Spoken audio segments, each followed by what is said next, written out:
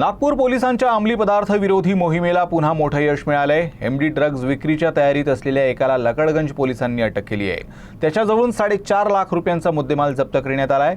त्याला ड्रग्ज पुरवणाऱ्या दुसऱ्या तस्करालाही पोलिसांनी अटक केली आहे।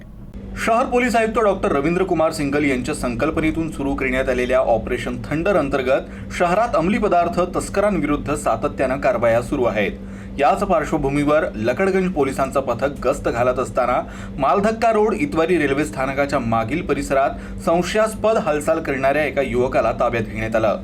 पंचांसमक्ष त्याची झडती घेतली असता अक्षय दिलीप चौधरी याच्या ताब्यातून 86 ग्रॅम एमडी पावडर जप्त करण्यात आलं।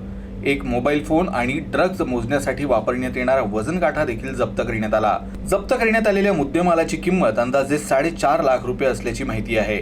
चौकशीत त्यांना हे ड्रग्ज आपल्या साथीदार सागर चौधरी कडून घेतल्याची कबुली दिली। त्यानंतर पोलिसांनी पारडी परिसरातून सागर चौधरीला देखील अटक केली आहे। लकडगंज पोलीस स्टेशन अंतर्गत जुने मंगळवारी या ठिकाणी अक्षय चौधरी ह्या आरोपीकडे एमडी असल्याची आम्हाला माहिती मिळाली। त्याच्या अनुषंगाने त्याच्यावर कारवाई करण्यात आली। जवळपास त्याच्याकडे आम्हाला 85 ग्रॅम एवढी कमर्शियल क्वांटिटीची एमडी त्या ठिकाणी जप्त करण्यात आली।